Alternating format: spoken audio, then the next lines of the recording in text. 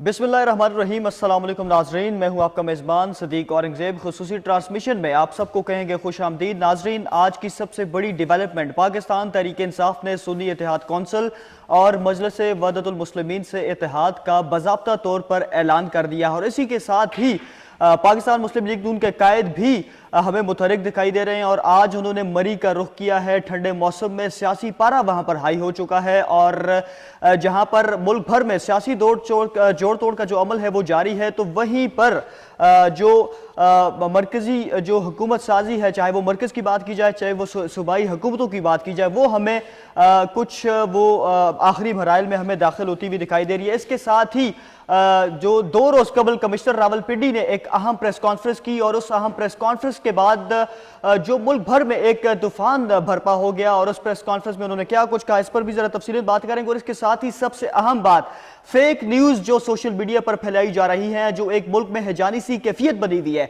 उस पर जरा तफसीलन बात करेंगे कि इसके हवाले से क्या कुछ इक़दामात की ज़रूरत है। और इसके साथ ही आखिरी सेगमेंट में हम लोग बात करेंगे हज़ारा डिवीजन में।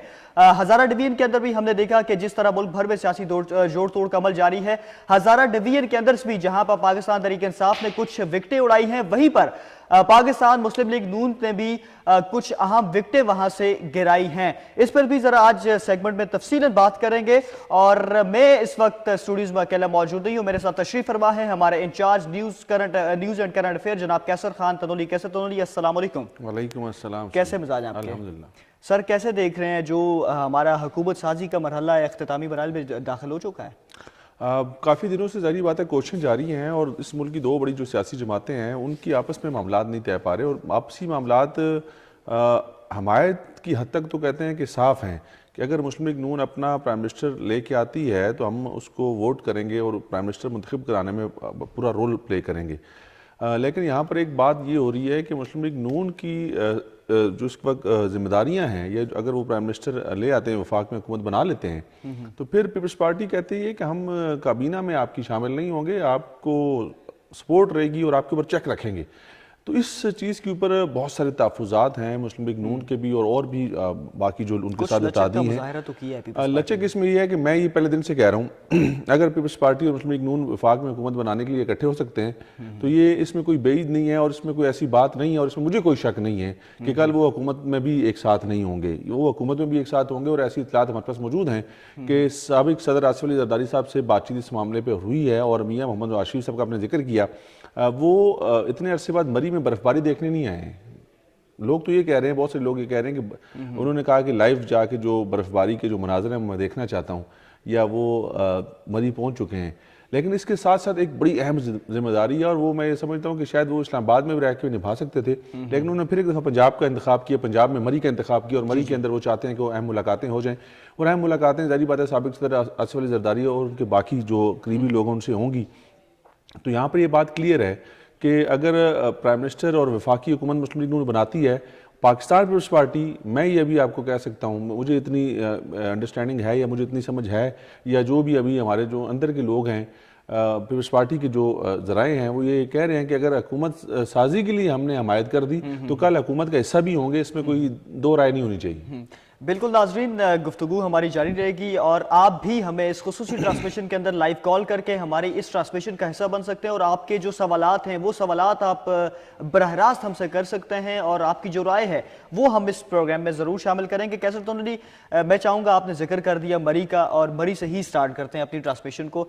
मरी के अंदर कुछ समझ रहे हैं कि शायद हकान अब्बासी साहब हैं, मेहताब अब्बासी साहब उधर हज़ारा से हैं, तो कुछ वहाँ से भी मैं ये समझता हूँ कि मुस्लिम लीग नून के अंदर जिन 2 शख्सियात का आपने नाम लिया, इनको मुस्लिम लीग नून ने बड़ी इज्जत इनकी हुई जमात के अंदर जब तक ये लोग मौजूद थे। मेहताब अब्बासी साहब चीफ मिनिस्टर भी रहे, गवर्नर भी रहे, शायद हकान अब्बासी साहब को प्राइम मिनिस्टर बना दिया बड़े अरसे तक, मतलब कि साल 1.5 साल वो प्राइम मिनिस्टर ऑफ पाकिस्तान भी रहे। तो ये मुस्लिम लीग नून की ही वजह से था और जाहिर बात है उनकी खिदमात थी, उन्होंने जमात के साथ बड़ा अरसा गुजारा हुआ था, उनकी जमात के साथ कोशिशें काविशें अपनी जगह पर मौजूद थी, तभी ये उनको सिला मिला था।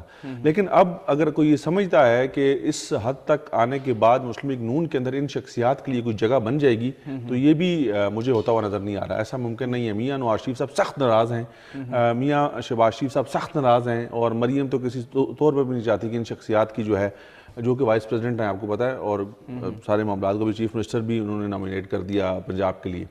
تو نہیں چاہتے کہ یہ شخصیات واپس کسی بھی طور پہ جماعت کے اندر آئے, اور نہ ہی میں سمجھتا ہوں کہ ان کے واپسی کے لیے کوئی ان کا اپنا بھی کوئی ارادہ ہے. کچھ پیغام رسانی کے حوالے سے کچھ خبریں ہوں, بے شک ہوں, لیکن اس میں حاصل کچھ نہیں ہونے والا دونوں طرفوں کو. مہتاب عباسی صاحد میں سمجھتا ہوں کہ اپنا جو پولیٹیکل کیریئر ہے وہ ختم کر چکے ہیں. شاید خاقان عباسی صاحب کے پاس ٹائم تھا, لیکن وہ انہوں نے ایک کم از کم ایک اس حد تک انہوں نے سمجھداری کا مظاہرہ ضرور کیا کہ جماعت سے علیحدگی کے بعد یا جماعت سے دوریاں اختیار کرنے کے بعد وہ الیکشن میں نہیں گئی. وہ الیکشن میں نہ جانے کا ان کو فائدہ ضرور ہو گیا کہ وہ کم از کم اس جو آج کل کی جو آج کل کی جو سچویشن بنی ہوئی ہے وہ اس میں نہیں ہے. نہیں تو وہ بھی اسی طرح سے جو ہے نا, آپ کو پتا ہے کہ آگے پیچھے خبروں کے ہوتے, لیکن اب کم از کم ان کی واپسی کے لیے میری نظر میں کوئی ایسے چانس نہیں ہے. لیکن حکومت بنانے کی پوزیشن جو میں پہلے بتا چکا ہوں کہ پیپلز پارٹی اور مسلم لیگ نون نے وفاق اور پنجاب میں حکومت بنانی ہے, اور اگر آج جس اتحاد کا آپ نے ذکر بھی کیا وہ اتحاد خیبر پختونخوا کی حد تک تو سود مند ثابت ہو سکتا ہے, لیکن وفاق میں اتنا مؤثر نہیں ہے. اس کے علاوہ اگر ہم لوگ بات کریں بلوچستان کی, بلوچستان کے اندر بھی پاکستان پیپلز پارٹی پوزیشن اہم میں ہے حکومت بنانے کی. چیف منسٹرز کا انتخاب کے اوپر بات چیت ہو رہی ہے. سندھ کے اندر ان کے پاس واضح اکثریت موجود ہے. مولانا صاحب کے حوالے سے مولانا صاحب کے حوالے سے آج کچھ ایسی خبریں گردش کر رہی تھی کہ ہم لوگ صلاح مشورہ کر رہے ہیں اور پارلیمانی جو سیاست ہے اس سے علیحدگی کی یا کنارہ کشی کی کوئی باتیں ہو رہی تھی, لیکن میں نہیں سمجھتا. دیکھیں مولانا صاحب کا جو ایک پرسنالٹی یا مولانا صاحب کا جو ٹریک ریکارڈ ہے یا مولانا صاحب کی جو سیاست ہے, مذہبی سیاست جو ہے, اس کو دیکھتے ہوئے جو ہمارا تجربہ ہے کہ مولانا صاحب 180 ڈگری پہ کسی وقت بھی پلٹا مار سکتے ہیں, چینج ہو سکتے ہیں. پی ٹی آئی کے حوالے سے ہم نے دیکھ لیا, پی ٹی آئی کے حوالے سے رات کو ہم نے ان کا ایک انٹرویو دیکھا, اس میں انہوں نے واضح کیا کہ جی اس سے پہلے بھی ہمارے پاس آتے رہے. یس, پاکستان تحریک انصاف کے اسد صاحب اور ان کے کچھ اور لوگ اس سے پہلے بھی مولانا صاحب سے ملتے رہے. وہ کہتے ہیں جی اس دفعہ بھی ملنے کی حد تک تو ٹھیک ہے, لیکن ہمارا کسی بھی جگہ پہ آپس میں کوئی اتحاد نہیں ہوا, نہ ہی ہم اس طرح کی نیئر فیوچر میں کوئی ایسے معاملات دیکھتے ہیں. تو مجھے لگتا بھی نہیں ہے کہ ایسا معاملہ ہوگا. اور دوسرا, مولانا صاحب کی جو سیاست ہے وہ بڑی جو ہے نا سمجھ میں آنے والی ہے. وہ شاید بہت سی لوگوں کو تو بہت صاف سمجھ میں آتی ہے, لیکن وہ سمجھانا نہیں چاہتے کسی کو. وہ کہتے ہیں کہ میں لوگوں کو جو ہے وہ کیا کہتے ہیں اس کو, لاٹو جو گھومتا ہے, کیا کہتے ہیں اس کو یار, اچھا لوگوں کو گھمانا ہی, وہ اس کو گھما کے چھوڑ دیتے ہیں. اور اب لوگ دیکھتے رہتے ہیں کہ یار یہ کس سمت پہ گرے گا, یہ اس کے کیا ڈگڈگی والی ہے بس کہ بندر کو. مولانا صاحب جو ہے آج تک کی اطلاعات کے مطابق وہ پارلیمانی سیاست سے مایوس ہو چکے ہیں, اور وہ نہیں چاہتے کہ شاید آگے اس میں وہ حصہ لیں, لیکن یہ ابھی تک خبریں ہی ہیں. لیکن مولانا فضل الرحمان صاحب جو ہے, میں آپ کو کہہ چکا کہ ان کا کچھ آپ پریڈکٹ نہیں کر سکتے کہ وہ اگلا سٹیپ ان کا کیا ہوگا, یا وہ کیسے سیاست کو لے کر چلیں گے. تو اگر وہ ایسا کوئی فیصلہ بھی کرتے ہیں کہ پارلیمانی سیاست کوئی علیحدگی کا اعلان کرتے ہیں یا کوئی بھی ایسا معاملہ ہوتا ہے, تو ان کے پاس کرنے کو کچھ اور نہیں ہے. ان کو کچھ کرنے کے لیے اس ملک کی سیاست کے اندر, اس جوڑ توڑ کے اندر رہنا بڑا ضروری ہے. پچھلے جو انہوں نے 5 سال گزارے, ہمیں پتہ ہے انہوں نے کیسے گزارے. پچھلے 5 سال میں وہ آپ کو پتہ ہے کہ وہ پارلیمنٹ میں نہیں تھے, تو ان کے لیے بڑا مشکل ہو رہا تھا کہ وہ کیسے اپنے آپ کو دکھا پائیں یا اپنے معاملات کو چلا پائیں. وقتی بیان بازی سمجھ رہے ہیں آپ, یہ بھی مطلب اس سے زیادہ کچھ ہو نہیں سکتا. اس سے زیادہ وہ چلیں گفتگو ذرا کرتے ہیں. ناظرین اس وقت ہوا جاتا ہے ایک مختصر سے وقفے کا, ہمارے ساتھ رہیے گا. بریک کے بعد ایک دفعہ پھر سے آپ کو کہیں گے خوش آمدید. ناظرین ہم لوگ بات کر رہے ہیں سیاسی گہما گہمی کے حوالے سے, اور آپ بھی اس خصوصی ٹرانسمیشن کا حصہ بن سکتے ہیں. آپ ہمیں کال کر سکتے ہیں 05180945525 پہ اور اپنی رائے کا اظہار کر سکتے ہیں. میرے ساتھ اسٹوڈیوز میں موجود ہیں کیسر خان تنونی. کیسر تنونی, بریک سے پہلے ہم لوگ بات کر رہے تھے مولانا صاحب کے حوالے سے, تو مولانا صاحب کے حوالے سے کیا کہتے ہیں کہ وہ وقتی بیان بازی بس اس میں ہی مصروف ہیں. مولانا صاحب دیکھیں, میں ان کی جو اہمیت ہے اس سے کبھی بھی انکاری نہیں ہوں. مولانا صاحب اس ملک کی سیاست کے اندر, اس ملک کی ریاستی معاملات کے اندر ان کا ایک اہم رول ہے جس کو کوئی ڈینائی نہیں کر سکتا. تو اب انہوں نے کس طرح سے اپنے معاملات کو آگے چلانا ہے, کس طرح سے انہوں نے ایک نیا رخ اختیار کرنا ہے اپنی پالیٹکس کا, اور پھر وہی بات ہے کہ ایک مذہبی جماعت اور مذہبی گھرانے سے ان کا تعلق ہے. بڑی امید ظاہر کی جا رہی تھی پی ٹی آئی سے اتحاد کی. نہیں, اتحاد تو ناممکن سی بات تھی نا. اتحاد تو دیکھیں ہمیں پتہ تھا کہ اگر ہو بھی جاتا ہے عارضی کسی مفاد کے لیے یا کسی لین دین کے لیے اگر ہو بھی جاتا ہے, تو اس کا جس اتحاد کی آج ہم ذکر کر رہے ہیں نا, جو آج ہوا ہے, اس اتحاد میں بھی کچھ نہیں ہے. یہ جو 2 جماعتیں جو ہیں, جنہوں نے آج پاکستان تحریک انصاف کے آزاد امیدواروں کے ساتھ جنہوں نے حمایت, یا پاکستان تحریک انصاف کے ساتھ جنہوں نے اتحاد کیا ہے, ان کے پاس ان کے اپنے پلڑے میں کچھ بھی نہیں ہے. اس فیصلے کو کس طرح دیکھ رہے ہیں؟ یہ فیصلہ میں آپ کو مسلسل یہ بات کرتا آ رہا تھا کہ بغیر اتحاد کے تو وہ کچھ بھی نہیں ہے. وہ آزاد حیثیت میں آزاد رکن ہے تو انہوں نے جلد از جلد کسی نہ کسی جماعت کو جوائن کرنا ہے. آپ بارہا یہ بات کر رہے تھے کہ انہوں نے پارٹی کو ایسی اتحاد کرنا ہے جس سے ان کی چل سکے کچھ نہ کچھ معاملہ. یہ بات اپنی جگہ پہ ہے. انہوں نے ایک چھوٹی جماعت جس کے پاس سیٹیں نہیں ہیں, جو سیٹیں جیتی نہیں ہیں, اس کو چننا تھا, ان کی مجبوری تھی. اس کی وجہ یہ ہے کہ اب اگر انہوں نے ریزرو سیٹیں, ان کا سب سے بڑا ٹارگٹ ہے پاکستان تحریک انصاف کے آزاد اراکین اور پاکستان تحریک انصاف کے جو لوگ جیتے ہیں, ان کا سب سے بڑا ٹارگٹ ریزرو سیٹیں حاصل کرنے کی ہے. اور وہ اس کے لیے انہوں نے کسی جماعت کے ساتھ اتحاد کرنا ہی کرنا تھا. اور اتحاد آج ہم نے دیکھ لیا کہ سنی اتحاد کے ساتھ انہوں نے پریس کانفرنس بھی کر دی. تو اب ان کو یہ پتا ہے کہ ہم لوگ خیبر پختونخوا میں جب حکومت بنائیں گے اس سارے لوگ اسی جماعت سے جانے جائیں گے. اس جماعت کی حکومت ہوگی, نہ کہ پاکستان تحریک انصاف کی. اس کو ہمیشہ مائنڈ میں رکھنا ہے.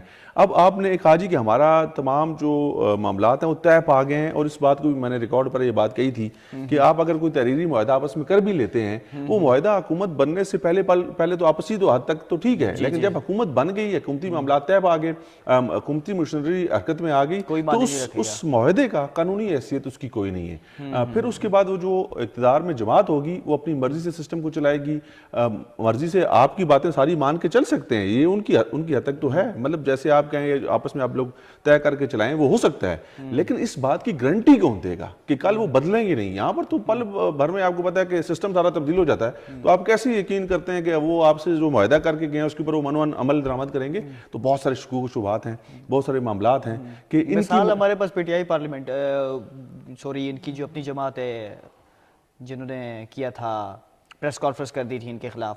جو بھی ہو, دیکھیں کسی جماعت کا جب تک آپ خود نہیں ہیں, مجھے اپنی ذات کے اوپر جتنا اعتماد ہوگا وہ کسی اور پہ شاید نہیں ہو سکتا. اس کی وجہ یہی ہے کہ کسی کے بارے میں آپ رائے تو دے سکتے ہیں, آپ اس کو دیکھ کے, اس کے معاملات کو دیکھ کے, لیکن اس کے دل اور اس کے دماغ میں کیا یہ آپ نہیں جان سکتے. تو یہ جب آپ عملی طور پر جب حکومت بنائیں گے, چیزیں ان کے کنٹرول میں چلی جائیں گی, تو پھر پتہ چلے گا کہ کون کتنا آپ کا سگا ہے اور کون کتنا آپ سے چل سکتا ہے. معاملات کو کیا سمجھتے ہیں؟ مذاکرات کا آخری دور ہے, آج انہوں نے کچھ امکانات ہیں کہ نون اور پاکستان پیپلز پارٹی کے معاملات بہت واضح ہیں, بہت صاف ہیں. پہلے دن سے میں نے یہ بات کی تھی کہ دونوں مل کے حکومت بنائیں گے, بے شک جتنے مرضی اختلافات ہوں, جتنے مرضی تنازعات ہوں, جتنے مرضی ایک دوسرے کے خلاف سخت بیانات بازی کی ہو, وہ ساری لفظی گولہ باری ہوتی ہے, نورا کشتی اس کو ہم لوگ کہتے ہیں, وہ انہوں نے کی ہے. اب اگر وہ یہ ڈیمانڈ رکھ رہے ہیں کہ ہم لوگ آپ کو سپورٹ کریں گے فیڈرل گورنمنٹ بنانے کے لیے, ہم اس گورنمنٹ کا حصہ نہیں ہوں گے, یہ بات ابھی میں نے آپ سے تھوڑی دیر پہلے بھی کی, تو یہ بھی اگلے کچھ دنوں میں آپ دیکھیں گے, یا آج کے جو فائنل اعلامیہ جو جاری ہو گئے, جو بھی ملاقات میں آج فائنل چیزیں طے ہو جائیں گی, اس میں شاید یہ مان بھی جائیں. اچھا, یہ باتیں تو ہم یہ ہوگا, جی یہ باتیں تو روز کرتے ہیں, لیکن جس اہم معاملے پر میں چاہتا ہوں آپ بات کریں آج, ہمارے ملک کے اندر ایک آپ کو بھی پتہ ہے کہ بڑی ہیجانی سی کیفیت بنی ہوئی, اور اس اہم ایک نازک موڑ کے اندر جہاں پر سوشل میڈیا کے اندر جو فیک نیوز ہیں, جس طرح کمشنر صاحب نے آ کے پریس کانفرنس کی, آج عمر ایوب صاحب نے بارہا دھاندلی کی بات کی, جو حامد رضا صاحب انہوں نے دھاندلی کی بات کی, تو کیا سمجھتے ہیں یہ جو مرکزی لوگ ہیں, بڑے ویل نون فیسز ہیں, یہ ان کا کردار سمجھتے ہیں آپ کہ کچھ نہ کچھ اس میں ہے؟ دیکھیں بہت اچھی یہ آپ نے ڈسکشن چھیڑ دی ہے. ہم نے کچھ روز پہلے دیکھا, بلکہ سیٹرڈے کو ہم نے دیکھا کہ چیف جو کمشنر راولپنڈی ہے, انہوں نے پریس کانفرنس کی. کمشنر راولپنڈی کوئی معمولی شخصیت نہیں ہے, وہ ایک ڈویژن کے کمشنر ہیں اور ایک بڑے افسر ہیں, اور ان کی اپنی ایک سے اور ایک معاملات ہیں. ان کی پریس کانفرنس میں جو انہوں نے الزامات عائد کیے, اور بڑے سنگین قسم کے الزامات عائد کیے, اس سے مراد یہ ہے کہ میں نے تو اس وقت بھی یہ بات کی تھی, میں جب ٹیلی فونک پیپر پہ نیوز میں آیا تو میں نے یہ بات کی تھی کہ آپ ثبوت اگر ساتھ رکھتے ہیں, جن لوگ جو لوگ آپ کے سامنے روتے تھے آ کے جی یہ معاملات ہم نہیں کر سکتے, ان کو اگر ساتھ بٹھا کے کر دیتے تو کوئی آج چیزیں مختلف ہوتی. لیکن جو آپ نے اکیلے آ کے ایک پریس کانفرنس جو ہے نا, کسی اور مقصد کے لیے بلائی گئی تھی, کسی اور مقصد پہ آپ نے اس کو آگے ختم کر دیا, تو اس میں بہت سارے شکوک و شبہات پیدا ہو گئے, بہت ساری ایسی چیزیں سامنے آ گئی. اگر تو وہ عمل جیسے آپ بتا رہے ہیں ویسے ہوا ہے, تب بھی چیف کمشنر قصوروار ہیں, وہ مجرم ٹھہرے ہیں. اگر وہ جو کہہ رہے تھے یا جو انہوں نے کہا ویسا نہیں ہوا, تب بھی چیف کمشنر جو ہیں, جو کمشنر ہیں, وہ مجرم ٹھہرے ہیں. دونوں صورتوں میں مجرم کمشنر ہی ہیں, کوئی دوسرا بندہ نہیں ہے. اگر اس وقت انہوں نے غلط احکامات مان کے کچھ غلط کیا تو اس کے ذمہ دار بھی وہی ہیں, اور اگر ویسا کچھ نہیں ہوا جیسا وہ بیان کر کے گئے, تب بھی قصوروار وہی ہیں. اب جن کے اوپر انہوں نے الزامات لگائے, یا جن کا وہ کہہ رہے تھے کہ انہوں نے مجھ سے ریکویسٹ کی, مجھے انہوں نے کہا کہ ایسا ہم لوگ نہیں کر سکتے, ان میں سے کوئی بندہ بھی آپ کے ساتھ کھڑا ہونے کو تیار نہیں ہے, گواہی دینے کو تیار نہیں ہے. انہوں نے تو کل ہی پریس کانفرنس کر دی ڈپٹی کمشنر راولپنڈی کے ساتھ, کہ تمام آر اوز اور ڈی آر اوز نے, کہ جی ایسی تو کوئی بات ہوئی نہیں, یہ تو سب جو ہے من گھڑت کہانی ہے تو پھر بات کدھر رہے گی؟ آپ کی پوزیشن کیا؟ اور پھر آج ایک انتہائی important case supreme court of Pakistan میں لگا ہوا تھا، مسٹر جسٹس جناب جسٹس قاضی فائز عیسیٰ صاحب کی عدالت میں، اس میں خود موجود تھے چیف جسٹس آف پاکستان. انہوں نے کہا جی کہ درخواست ایک آئی تھی کہ اس انتخابات کو کالعدم قرار دیا جائے اور وہ ہم نے مقرر کر دی آج کے دن پہ ہی. آتے ساتھ ہی آج ہم نے کہا اس کو سنیں گے. جب کیس کی کارروائی شروع ہوئی تو پتہ چلا جی کہ 13 تاریخ کو جو ہے وہ درخواست واپس لے لی گئی. تو یہ اس ملک کے ساتھ مذاق مت بنائیں، تماشا مت بنائیں. آپ کے پاس دکھانے کو کچھ نہیں ہوتا، آپ کے پاس بتانے کو کچھ نہیں ہوتا، آپ کے پاس ثبوت کوئی نہیں ہوتا. ہر کسی کا دل چاہتا ہے جی میں ہیرو بن جاؤں. ہیرو مت بنیں. ہیرو بننے سے آپ اس ملک کا نقصان کر رہے ہیں. اور جب بھی انتخابات ہوتے ہیں، ہر انتخابات اس کے رزلٹ آنے کے بعد یہ رونا رویا جاتا ہے کہ دھاندلی انتخابات کو ایک سائڈ پہ رکھ دیں، انتخابات کو چھوڑ دیں. انتخابات کا عمل ایک سائڈ پہ ہو گیا. سب لوگ شام 5-6 بجے تک تعریفیں کر رہے تھے کہ بہترین انتظامات ہوئے ہیں. تمام تر مبصرین جو غیر ملکی تھے، اوہ کیا سپر انتظامات کیے اور بڑا بہترین انعقاد ہوئے انتخابات کا. ہم لوگ جب ہمارے حق میں چیزیں نہیں ہوتی تو ہم اس کو کنٹروورشل بنا دیتے ہیں. میں بات کر رہا تھا سپریم کورٹ آف پاکستان کی کہ 13 تاریخ کو درخواست واپس لے لی گئی کہ دھاندلی کی وجہ سے اس الیکشن کو کالعدم قرار دیا جائے اور سپریم کورٹ نے درخواست مقرر کر لی. چیف جسٹس صاحب نے کہا جی کہ اس شخص کو لے کے آؤ میرے پاس جس نے درخواست جمع کرائی. وہ کون ہوتا ہے کہ جو اپنی مرضی سے درخواستیں دے اور عدالت کا وقت ضائع کرے اور پھر اس کو واپس لے لے؟ مطلب آپ نے عدالتوں میں تو چیزیں ثابت کر دی ہیں، عدالتیں فیصلے کرتی ہیں قانون اور شواہد کی روشنی میں. یہ نہیں ہو سکتا کہ میرا دل چاہ رہا ہے میں ایسا کر لوں، میرا دل چاہ رہا ہے میں ایسا کر لوں. آپ نے چیزیں پیش کرنی ہوگی. بالکل. فارم 45 کا رول ہے. فارم 45 میرے پاس یہ ہے، فارم 45 میرے پاس یہ ہے. یہاں پر سارا آرٹیفیشل انٹیلیجنس کا معاملہ چل رہا ہے اور جو چیزیں آپ شاید اس کو اتنا اصلی اتنا اچھا نہ ہو جتنا وہ آپ آرٹیفیشل انٹیلیجنس سے اس کو بہتر بنا کے پیش کر دیتے ہیں. تو آپ کے پاس اگر کوئی ثبوت ہے نا، آپ وویلا مت کریں، آپ اس کو سوشل میڈیا پہ مت ڈالیں، آپ اس کے اوپر ایک منظم کیمپین مت چلائیں. آپ اس کو لے کے عدالت میں جائیں. اگر آپ کی بات درست ہوئی تو آپ اس کے اوپر ایمان کی طرح یقین رکھیں. آپ کے ساتھ زیادتی نہیں ہو سکتی اگر آپ کوئی چیز ثابت کرنے میں کامیاب رہے. لیکن اگر آپ کے پاس نہیں ہے اور آپ یہ سمجھتے ہیں کہ بدقسمتی کے ساتھ پچھلے کافی عرصے سے فیک نیوز جس کا آپ نے ذکر کیا، اس ملک کے ساتھ مذاق ہو رہا ہے، تماشا ہو رہا ہے. ہم لوگ ویسٹ کی مثالیں دیتے ہیں، ہم لوگ عرب گلف کنٹریز کی مثالیں دیتے ہیں. کوئی نام نہیں لے سکتا، کوئی ایک چیز ریاست کی مرضی کے بغیر شیئر نہیں کر سکتا. ہم لوگ کہتے ہیں جی ہم لوگ جمہوری ہیں، چاہے وہ صافی بھی کیوں نہ ہو. صافی سے اگر اس کا سورس یا اس کا ثبوت مانگ لیجیے، بھائی آپ باتیں تو کر رہے ہیں ثبوت تو دو نا یار. تو وہ کہتا ہے نہیں وہ آزادی صحافت پہ، سورس کا نہیں پوچھنا، سورس کو بھی چھوڑ دو، آزادی صحافت پہ حملہ ہو گیا ہے. میں جتنا مرضی جھوٹ بولتا رہا ہوں، جتنا مرضی غلط بیانی کرتا رہا ہوں، جتنا مرضی میں چیزوں کو توڑ مروڑ کے پیش کرتا رہا ہوں، لیکن صحافت پہ حملہ نہیں ہونا چاہیے. صحافت ریاست سے بڑی نہیں ہے، صحافتی ادارے ریاست سے بڑے نہیں ہیں. یا جو لوگ شور شرابہ کرنے والے ہیں نا، وہ ثبوت لے کے آئیں، ثبوت لے کے آئیں. جس کی غلطی جو قصور ہے اس کو اس کی مطابق سزا ملنی چاہیے. لیکن ہمارے ہاں جو پروپیگنڈا ہے اس وقت وہ حاوی ہوتا جا رہا ہے. جتنے بھی ہم لوگ پچھلے 10-12 دنوں سے جو چیزیں دیکھ رہے ہیں، کسی میں بظاہر نظر آنے والی کوئی حقیقت نہیں ہے. اگر کوئی حقیقت ہوگی تو کورٹ میں جائے گی، کورٹ اس کے اوپر فیصلہ کرے گی کہ کتنا سچ ہے اور کتنا جھوٹ ہے. لیکن سارا سوشل میڈیا پہ ڈرامہ ہے، سب ڈرامہ چل رہا ہے. گفتگو کو یہیں سے آگے بڑھائیں گے ناظرین، لیکن یہاں پر وقت ہوا جاتا ہے ایک مختصر سے وقفے کا. ہمارے ساتھ رہیے گا.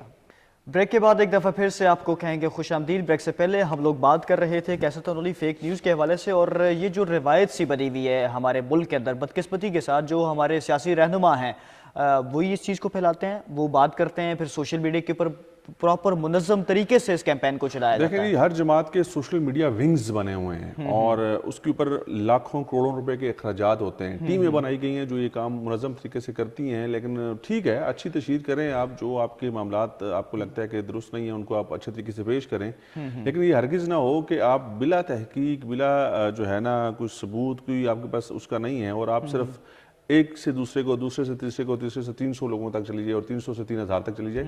یہ جو سٹینڈرڈز ہیں اس کو ہمیں بہتر کرنے کی ضرورت ہے. اور میں سمجھتا ہوں کہ اس میں زیادہ تر قصور جو ہے پھر ایک دفعہ ریاستی اداروں کا ہے. جو ہمارے ادارے اس کے اوپر کام کرنے کے لیے بنائے گئے ہیں، ایف آئی اے یا باقی جو بھی ہیں، ان کو اس کے اوپر سارا فوکس اس کے اوپر کرنا چاہیے. اور حالانکہ بہت اچھی کاروائیاں ہو رہی ہیں، بہت بہتر کاروائیاں ہوں، لیکن ابھی پھر بھی ہم بہت دور ہیں.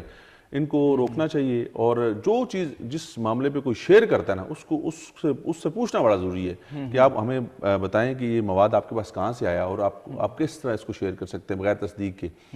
لیکن بدقسمتی کے ساتھ ہم ایک عام یوزر کو تو یہ بات کہہ رہے ہیں. ہمارے پاس بڑے بڑے لوگ، بڑے بڑے جو ہے نا جو تجزیہ کار ہیں, جو بڑے بڑے جرنلسٹ ہیں, بڑے بڑے ایکسپرٹس ہیں, ان کی سوشل میڈیا پیجز سے اور ان کے سوشل میڈیا اکاؤنٹ سے ایسی چیزیں ہم لوگ شیئر ہوتے ہوئے دیکھتے ہیں, تو پھر ہم لوگ عام ایک یوزر کو کیا کہیں گے یا کیسے اس کو ڈیل کریں گے. معاملہ یہ ہے کہ ہمیں چیزوں کو خود بہتر کرنا ہے. ساری چیزیں ریاستی اداروں پہ ڈال دی تو پھر معاملات آگے نہیں بڑھ سکتے. جو ہمارے پالیٹیشینز ہیں, وہ چاہے کسی بھی سیاسی جماعت سے کیوں نہیں ہیں, وہ رول ماڈلز ہیں نا. اگر اس وقت پاکستان تحریک انصاف کے بہت چاہنے والے ہیں, بہت ان کو پسند کرنے والے ہیں, تو ان کی لیڈرشپ کو چاہیے کہ آپ بہتر اقدامات کریں, آپ بہتر فیصلے کر کے لوگوں کو صحیح بات بتائیں, نہ کہ ان کو اس کام پر لگا دیں کہ آپ نے صرف غلط خبریں چلانی اور دڑ دڑ چلانی ہے بغیر کوئی دیکھے. کئی مثالیں ہمارے پاس موجود ہیں, ٹرینڈز بنائے جاتے ہیں جماعتوں کی طرف سے. ہمیں پتہ ہے جی, اتنا جھوٹ بولو کہ سچ نظر آنے لگ جائے, اتنا جھوٹ بول دو کہ سچ نظر آنے لگ جائے. یہی اس وقت پاکستان میں ہو رہا ہے, یہی اس وقت بالکل پاکستان میں ہو رہا ہے. اور اس کے اتنے سنگین قسم کے نقصانات ہیں, اتنے سنگین نتائج ہیں, شاید وہ یوزر جو ہے نا اس کو ابھی سمجھ نہیں پا رہا, لیکن کل آنے والے دنوں میں جب ان کا ڈیٹا یا ان کے معاملات یا جو ان کے اوپر جو اس وقت چیک شروع ہو گیا ہے, وہ کیا نقصانات بھگتیں گے اس کے, یا ان کی فیملیز جو اس کا نقصان اٹھائیں گی, ان کو اس بات کی بھی سمجھ نہیں ہے. ہمارے پاس مثال ہے 9 مئی کے واقعات کی, ان کے بچوں کے والدین رو رہے ہیں. وہ تو چلیں فزیکل آپ آ کے آپ نے سارے معاملات کر دیے نا, اب اس کے اوپر بھی سوشل میڈیا کے حوالے سے بھی اور اتنا ایک سیٹ اپ لگا دیا گیا ہے, بنا دیا گیا ہے, جس کے اندر یہ ساری چیزیں مانیٹر ہو رہی ہیں. واٹس ایپ گروپس جو ہے نا آپ کے, واٹس ایپ گروپس, جی ایک بندے کے پاس جو فیلڈ میں کام کرنے والا ہے, جو ورکنگ جرنلسٹ ہے خاص طور پہ, اس کے پاس ظاہری بات ہے 50 100 اس طرح کے گروپس ہوتے ہیں. ہر گروپس کے اندر آپ کے پاس مانیٹر ہیں. ہر گروپ کے اندر آپ کو پتہ ہی نہیں ہوتا کہ مانیٹرنگ سسٹم موجود ہے, مانیٹر ہو رہا ہے. تو کوئی چیز اگر آپ نے غلط شیئر کر دی, غلط کوئی آپ نے اس کو سٹیٹس اپڈیٹ کر دیا, کوئی بھی ایسی چیز کر دی, آپ اگر کوئی چاہتے ہیں کہ بچ جائیں گے, بچ نہیں سکتے. پھر وہ آپ کے جرم کی نوعیت کو دیکھتے ہوئے کہ آپ کا جرم کس لیول پہ تھا, آپ نے کس لیول پہ ریاست کو یا ریاستی ادارے کو ڈیمیج کیا یا اس کی تشخص کو خراب کرنے کی کوشش کی ہے, آپ کو ویسی سزا ملے گی. لیکن وہ سسٹم جو ہے نا, وہ کہتے ہیں کہ وہ پٹڑی پہ چڑھ چکا ہے, اس میں آہستہ آہستہ بہتری آنا شروع ہو جائے گی. لیکن سب سے زیادہ ضروری ہے کسی کو نقصان نہ پہنچے. کوئی یہ نہیں چاہتا, ریاست کبھی بھی نہیں چاہتی, ریاستی ادارے کبھی بھی نہیں چاہتے کہ کسی کو نقصان پہنچے. وہ آپ کو ایجوکیٹ کر سکتے ہیں, آپ کو بتا سکتے ہیں. لیکن اگر آپ یہ سمجھتے ہیں کہ شاید وہ آپ کا ٹرسٹ نہیں, آپ کو ٹرسٹ گما کے پھر بھی اسی ملک کے اسی اداروں کے اوپر کرنا ہے, کسی اور کے اوپر آپ کر نہیں سکتے. کسی اور کو اگر آپ نے کیا تو اس کا نقصان آپ کو اٹھانا پڑے گا. جس روایت کا ہم لوگ ذکر کر رہے ہیں کہ ہر بار کی طرح دھاندلی, کیا سمجھتے ہیں کن اقدامات کی ضرورت ہے, پہلا قدم کون سا اٹھانا چاہیے؟ دیکھیں, میں تو پھر کیونکہ پرسنل جتنا بندہ انوالو ہوتا ہے نا, اتنا آپ اس کو بہتر ایکسپلین کر سکتے ہیں. پریکٹیکل چیزیں جو آپ نے کی ہوتی ہیں, دیکھی ہوتی ہیں, اس کو آپ بہتر بیان کر سکتے ہیں.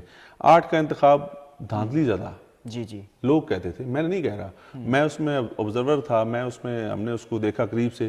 بہت پرامن الیکشن تھا, لیکن نتائج آنے کے بعد وہ دھاندلی زدہ ہو گیا. 2013 کا انتخاب جنرل الیکشن, میں اس میں آبزرور تھا, میں نے اس کو بہت قریب سے دیکھا, بہت پرامن, بہت اچھا انتخاب ہوا. آخر میں وہ دھاندلی زدہ ہو گیا نتائج آنے کے بعد. 2018 کا انتخاب شام 5-6 بجے تک بہت اچھا, بہت زبردست تھا, بہت اچھا انعقاد کیا, مبارکیں بھی ملی. رات کو دھاندلی زدہ ہو گیا الیکشن نتائج آنے کے بعد. 2024 کا انتخاب ابھی آپ کے سامنے ہے, شام 5 بجے تک سب اس کی تعریفیں کرتے نہیں تھک رہے تھے جی, کہ کسی جگہ سے کوئی شکایت نہیں ہے, بڑا منظم, بڑا بہترین نظام چل رہا تھا. اور نتائج آنے کے بعد کالر کو بھی شامل کر لیتے ہیں. جی السلام علیکم, کون صاحب اور کہاں سے بات کر رہے ہیں؟ وعلیکم السلام تنولی صاحب, کیا حال ہے, خیریت ہے؟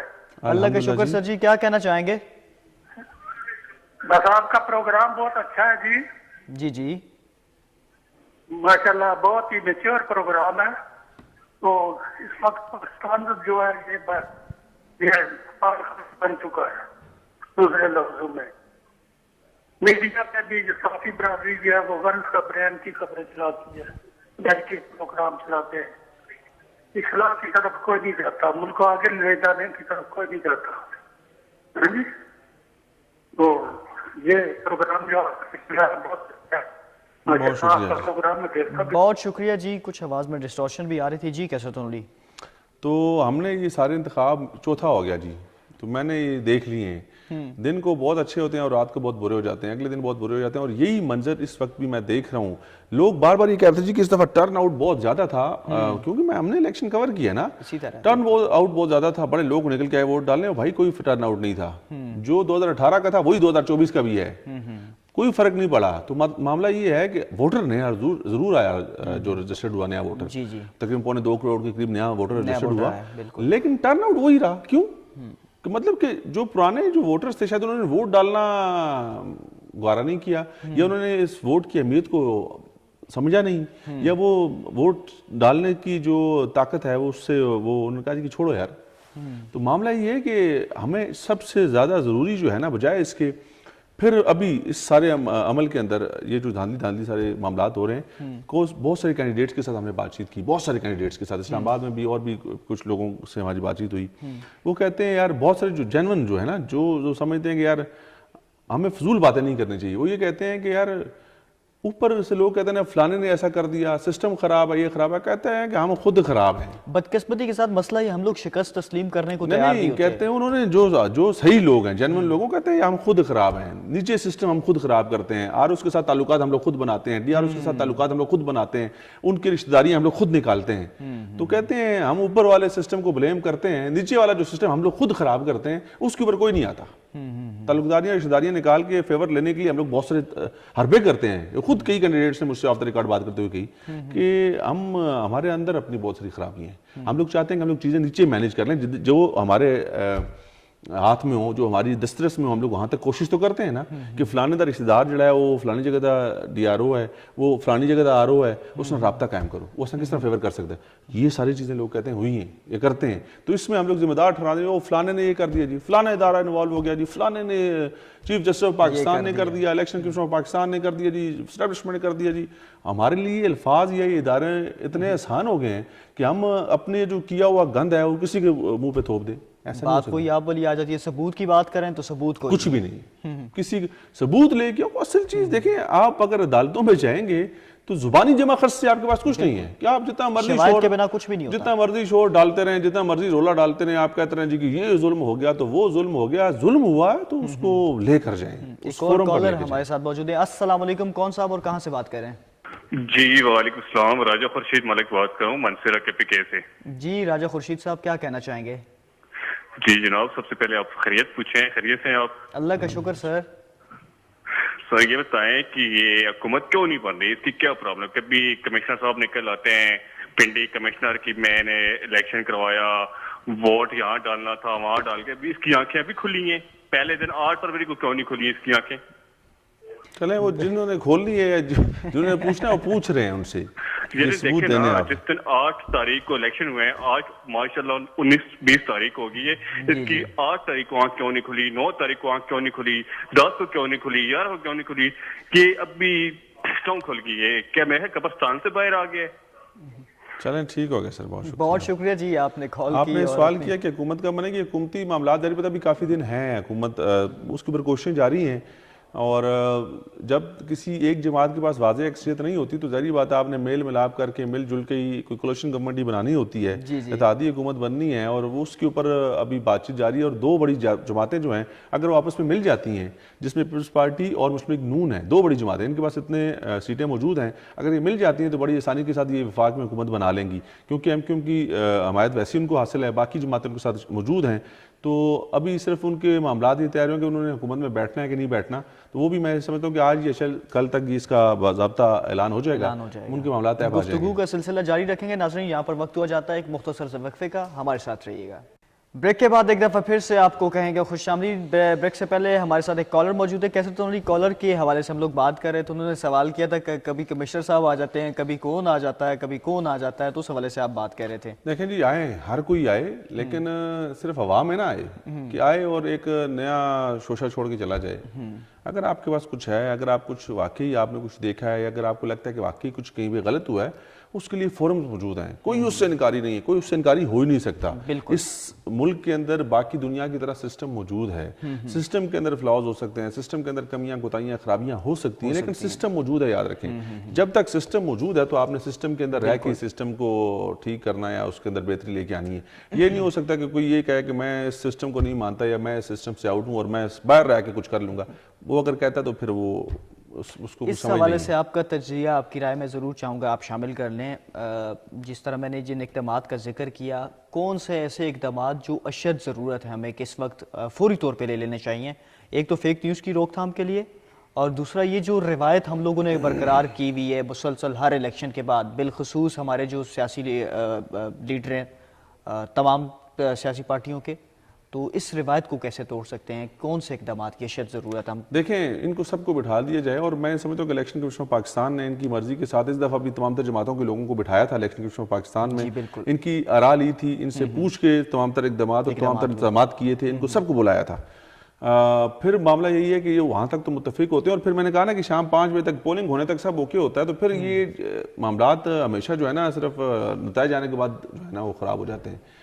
تو اس کے لیے ان سے کوئی انڈرٹیکنگ لے لی جائے, یا ان سے جو ان کی ڈیمانڈز ہیں ان کو ڈسکس کر کے کوئی اگر چیز ہو سکتی ہے بیفور الیکشن, وہ اگر ہو سکتی ہے تو کر لیں, ادروائز تو یہ معاملات ایسے ہی چلتے رہیں گے. آپ سمجھتے ہیں الیکشن کمیشن آف پاکستان کچھ رول ادا کر بات سکتا ہے؟ الیکشن کمیشن آف پاکستان نہیں, آئینی جو ادارے ہیں جن کی رسپانسبلٹی ہے یہ وہی کر سکتے ہیں.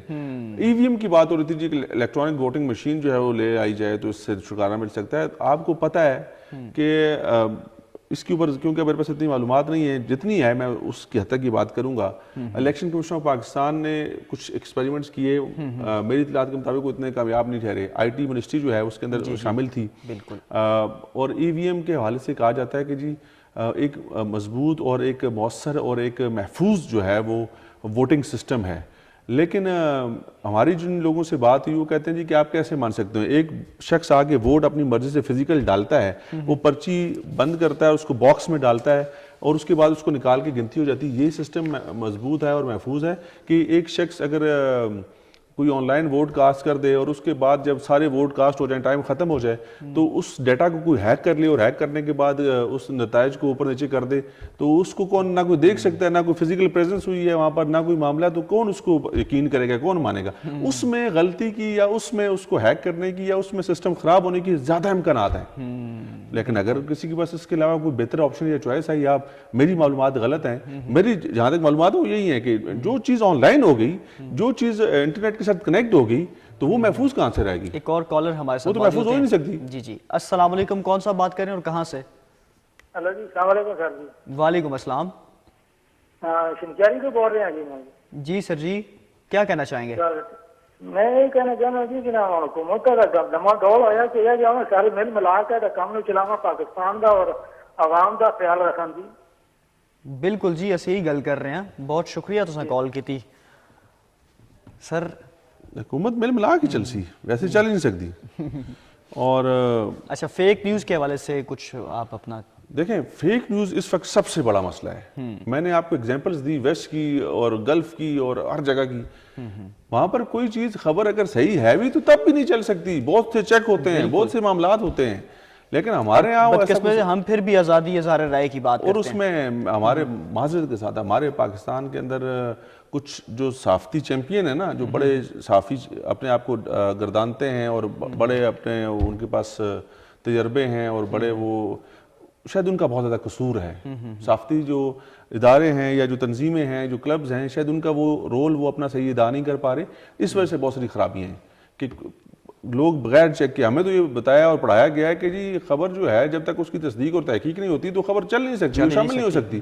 یہاں پر تو تصدیق اور تحقیق کا تو عمل ہی ختم ہو گیا. یہاں پہ تو کوئی تصدیق اور تحقیق تو کرتا ہی نہیں ہے. بالکل ایسے یہاں پر تو اگر بہت ضروری ہوگی کہ وہ بہت کہتے ہیں نا زور سے آئی ہے تو آپ کہہ دو جی سورس نے دے دیے. بھائی ایسا تھوڑی ہوتا ہے یار.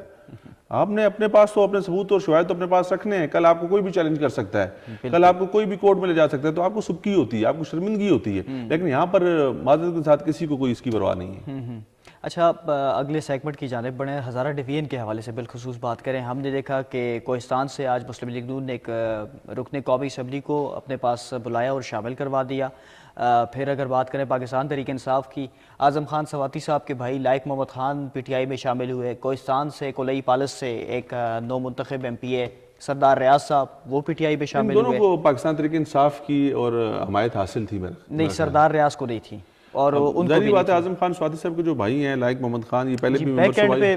ہاں جی بالکل ٹھیک کہہ رہے ہیں آپ. ممبر صوبائی اسمبلی رہ چکے ہیں بالکل. جے یو آئی فے میں یہ پہلے تھے. اب ان کو آزاد حیثیت میں یہ الیکشن انہوں نے کنٹیسٹ کیا، لیکن ان کو پاکستان تحریک انصاف کی حمایت حاصل تھی. جی تو ظاہری بات انہوں نے جانا تھا. ریاض صاحب کا آپ نے ذکر کیا تو وہ ایک کامیابی ہے. چلیں ان کو پتہ ہے کہ اس وقت دیکھیں یہ جو خاص طور پہ جو صوبائی لیول کے جو لوگ ہوتے ہیں نا، ان کا ایک ہی مقصد ہوتا ہے کہ ہم لوگ جو بھی حکومت بنائیں ان کے ساتھ اس لیے شامل ہو جائیں کہ جن لوگوں نے ہمیں منتخب کیا ہم لوگ ان کے چھوٹے موٹے کام کر سکیں. اچھا، تو اگر آپ نہیں شامل ہوں گے تو آپ ان کے معاملات کو نہیں چلا سکتے. سردار ریاض صاحب پہلی مرتبہ الیکشن لڑے اور پہلی مرتبہ ہی آزاد حیثیت سے جیت گئے، اور ہسٹری میں پہلی مرتبہ، حالانکہ وہاں پہ مارجن جو ہوتا ہے میکسیمم 4 سے 5 ہزار ووٹ لوگ لیتے ہیں، لیکن انہوں نے اس مرتبہ 7-8 ہزار ووٹ لیے. بڑی بات. تو بات یہ ہے نا کہ میں نے وہی کہا کہ اگر وہ گورنمنٹ میں نہیں شامل ہوں گے تو پہلی دفعہ منتخب ہوئے ہیں، لوگوں کی توقعات امیدیں ہوتی ہیں کہ یار ہمارے مسائل کو کم کریں گے، ہمارے معاملات کو ٹھیک کریں گے، ہمارے لیے کوئی ترقیاتی پروجیکٹس لے کے آئیں گے، ہمارے لیے کوئی جو ہماری محرومیاں ان کا ازالہ کریں گے. تو اگر وہ کہیں جی نہیں جی میں ان کے ساتھ نہیں شامل ہوتا یا میں ان کے ساتھ نہیں بیٹھتا، تو وہ تو اپنا ٹائم ضائع کر کے چلے جائیں گے. آپ نے جس مقصد اور جس نظریے اور جس منشور کے اوپر ووٹ حاصل کیا ہوتا ہے نا، وہ ہوتی ہے صرف عوام کی خدمت. تو عوام کی خدمت کے لیے اگر آپ کو حکومت میں بیٹھنا ہے تو ضرور بیٹھیں، آپ ان کے ساتھ ملیں، ان کے ساتھ گورنمنٹ. آپ کو ظاہری بات ہے اس وقت واضح نظر آ رہی ہے کہ پاکستان تحریک انصاف کے جو آزاد اراکین ہیں وہ وہاں سے خیبر پختونخوا کے اندر حکومت بنائیں گے، تو آپ ان سے بھرپور فائدہ اٹھائیں، آپ اپنے لوگوں کے مسائل کو حل کریں، آپ حکومت کا حصہ بنیں. تو اس سے بہتر ہو کچھ نہیں سکتا. جس شخصیت کا آپ نے ذکر کیا ممبر قومی اسمبلی کوہستان سے، ان کو یہ بہت واضح تھا کہ اس وقت ادریس صاحب، ان کو واضح تھا کہ مسلم لیگ نون یا جو ہے وہی حکومت بنائے گی وفاق کے اندر، تو انہوں نے ان کا انتخاب کیا. تو یہ جو ہمارے اس ایریا کے لوگ جتنے بھی ہیں خیبر پختونخوا کے، انہوں نے لوگوں سے اس امید کے اوپر ووٹ حاصل کیا ہوتا ہے کہ اور لوگوں نے اس امید کے اوپر ووٹ دیا ہوتا ہے کہ یار یہ ہمارے مسائل کو حل کرے گا یہ. اور اگلی دفعہ وہ آپ کو گھسنے نہیں دیتے اگر آپ نہیں کرتے تو. لوگ بڑا سخت چیک رکھتے ہیں، لوکل سطح پر بڑی سختی ہوتی ہے. تو یہ بہترین فیصلے ہیں، آپ کے پاس اور کوئی چوائس نہیں ہے. اگر آپ ممبر قومی اسمبلی ہیں تو آپ نے اپنے بہتر مستقبل کا فیصلہ کرنا ہے. اگر آپ ممبر صوبائی اسمبلی تو آپ نے اپنے بہتر مستقبل کا فیصلہ کرنا ہے. کوہستان تینوں اضلاع کی بات کریں، لوور کوہستان، اپر کی بات کریں اور کولئی پالس کی بات کریں، بہت زیادہ پسماندہ علاقے ہیں. اسی طرح سے کوئی شک نہیں ہے. طلحہ محمود صاحب ہار گئے ہیں وہاں پہ، بڑی حالانکہ انہوں نے اس مرتبہ وہ چترال سے بھی الیکشن کنٹیسٹ کر رہے تھے، وہ وہاں کی سیٹ بھی ہار گئے ہیں. لیکن اس دفعہ ہمیں نتائج کافی جو ہے نا وہ غیر معمولی نظر آئے. ہم منصرے کی سیٹ کو ہضم نہیں کر پا رہے کہ منصرہ سے ممبر قومی اسمبلی کے لیے میاں محمد آصف صاحب، ان کے داماد کے وہاں پہ بڑی ورکنگ تھی. ان کے داماد نے ان کو الیکشن وہاں سے لڑائی وہاں سے اس لیے تھا کہ وہ ان کی وہاں سے پکی سیٹ ہے، تو وہاں سے شکست کھا گئے. تو اب ویسے بڑی حیران کن سی سچویشن ہے. سجاد صاحب حالانکہ کوئی ان کو نہیں جانتا تھا، وہ جیت گئے. لیکن ایک طرف دیکھیں ایک چیز اور بھی اس میں ایک بڑا اہم فیکٹر ہے اور اس کو لوگ ایکسیپٹ بھی کرتے ہیں، اور جو جماعتیں ہاری ہیں، جو جماعتیں اپنے مطلوبہ نتائج حاصل نہیں کر سکی، وہ اس چیز کو ایکسیپٹ کرتی ہیں کہ شاید نفرت کا اور سمپتھی کا ووٹ جو ہے نا وہ پڑ گیا ہے. ایک جماعت کے قائد کو آپ نے جیل میں بند کر دیا، یا ایک جماعت کے اوپر بہت سختیاں دی، وہ کیمپین نہیں چلا سکی، ان کا جو الیکشن جو ان کا پارٹی سمبل ہے وہ ان سے لے لیا گیا. تو یہ کہتے ہیں کہ سمپتھی کا ووٹ بھی اور جو ہے نا نفرت کا ووٹ جو ہے وہ پڑا ہے. عوام جاننا چاہتی ہے، ابھی تک نتائج ابھی تک ان کے آفیشل نہیں ہوئے، حالانکہ شہزادہ گشتہ صاحب جیتے ہوئے ہیں، فارم 45 فارم 47 جاری کیا ہوا ہے، لیکن پھر بھی لیکن پھر بھی انہوں نے دوبارہ کہہ دیا الیکشن کمیشن نے کہ آپ درخواست دوبارہ دیں، دوبارہ مقرر کر دیے. میں وہی تو کہہ رہا ہوں کہ جتنے فورمز ہیں نا، اگر کوئی کہتا ہے نا کہ میرے ساتھ زیادتی ہوئی ہے، وہ چاہے کوئی بھی کیوں نہ ہو، کہ میرا نتیجہ میرے مطابق نہیں ہے، جیسے تھا ویسا نہیں ہے، تو اس کے پاس فورمز موجود ہیں. آج ہم نے دیکھا نہیں کہ اسلام آباد کے اندر ہم نے دیکھا کہ فیڈرل کیپٹل کی جو تینوں سیٹیں تھیں، اسلام آباد ہائی کورٹ نے ان جو الیکشن کمیشن آف پاکستان کا نوٹیفیکیشن تھا اس کو کالعدم قرار دے دیا، نتائج روکنے کا ہو گیا معاملہ. ٹھیک ہے جی، لیکن اس کے اوپر وہ ظاہری بات ہے جو جیتے ہوئے ہیں وہ سپریم کورٹ چلے گئے. تو یہ فورمز ہیں، آپ اپنے معاملے کو لے کر جا سکتے ہیں، اور جو بہتر اپنا کیس ڈیفینڈ کرے گا، جو اپنا کیس کو اچھے سے پیش کرے گا، جو اپنے چیزیں سامنے رکھے گا، وہ اس کے حق میں فیصلہ ہو جائے گا. بدقسمتی کے ساتھ دیکھیں ہم لوگ یہی بات کر رہے ہیں نا کہ ہم لوگ شکست تسلیم کرنے کو تیار نہیں ہوتے. شکست تسلیم کیسے کرے کوئی؟ شکست تسلیم کرنا آسان نہیں ہے نا. شکست تسلیم کرنے کے لیے آپ کو بڑا کھلاڑی ہونا پڑتا ہے. جب ہم عوام کی بات کرتے ہیں تو عوام کے مینڈیٹ کو قبول کرنا چاہیے. دیکھیں شکست میں نے کہا نا تسلیم کرنے کے لیے بڑا کھلاڑی ہونا چاہیے. جو اچھا سپورٹس مین ہوتا ہے نا, جس کو ہار جیت کا پتہ ہوتا ہے, وہی شکست تسلیم کرتا ہے. تو یہ سیاست کا کھیل کچھ ایسا ہے کہ اس کے اندر ہم نے اتنی نفرتیں, اتنی تقسیم, اتنی جو ہے نا بدبو پھیلا دی ہے کہ اب شاید لوگ ایک دوسرے کو دیکھنا نہیں چاہتے, اتنے متنفر ہو گئے ہیں یا ایک دوسرے کے اتنے خلاف ہو گئے ہیں, جبکہ یہ سارے لوگ پاکستانی ہیں. گفتگو جاری رکھیں گے, لیکن یہاں پر وقت ہو جاتا ہے ایک مختصر سے وقفے کا. ہمارے ساتھ رہیے گا. بریک کے بعد ایک دفعہ پھر سے آپ کو کہیں گے خوش آمدید. بریک سے پہلے ہم لوگ ہزارہ ڈویژن کے حوالے سے بات کر رہے تھے اور بالخصوص قومی اسمبلی کے حلقہ NA-15 کے حوالے سے بات کر رہے تھے, جہاں سے قائد نون لیگ نواز شریف کو شکست کا سامنا کرنا پڑا ہے. کیسے نولی ہم یہی بات کر رہے تھے کہ لوگ شکست تسلیم کرنے کو تیار نہیں ہوتے, لیکن ہم نے مانسہرہ کے اندر دیکھا کہ دوسرے دن ہی مفتی کفایت اللہ صاحب آ کے PTI کے حمایت یافتہ امیدوار صاحب کے جو شہزادہ گشتاسہ صاحب ہیں ان کے ساتھ بیٹھ گئے اور انہوں نے کہا کہ میں شکست تسلیم کرتا ہوں. ان کے پاس آپشن نہیں تھا نا. مفتی کفایت اللہ کو پتا تھا کہ میں تو شاید اس دوڑ میں شامل ہی نہیں تھا, تو اس لیے انہوں نے اس کا اعلان کر دیا شکست تسلیم کرنے کا. یہاں پر شکست تسلیم وہی نہیں کرتا جو کسی دوڑ میں ہوتا ہے. مفتی کفایت اللہ صاحب NA-15 کی دوڑ میں نہیں تھے, زرگل خان بھی تو وہیں سے الیکشن کنٹیسٹ کر رہے تھے نا, تو انہوں نے ان کو بھی پتا تھا وہ کسی دوڑ میں نہیں تھے. یہاں پر مقابلہ شہزادہ گستاخ اور میاں محمد نواز شریف کے مابین ہی تھا, اور وہ دونوں ہار ماننے کو تیار نہیں ہیں کیونکہ ان کو پتا تھا کہ ہمارا مقابلہ ہے.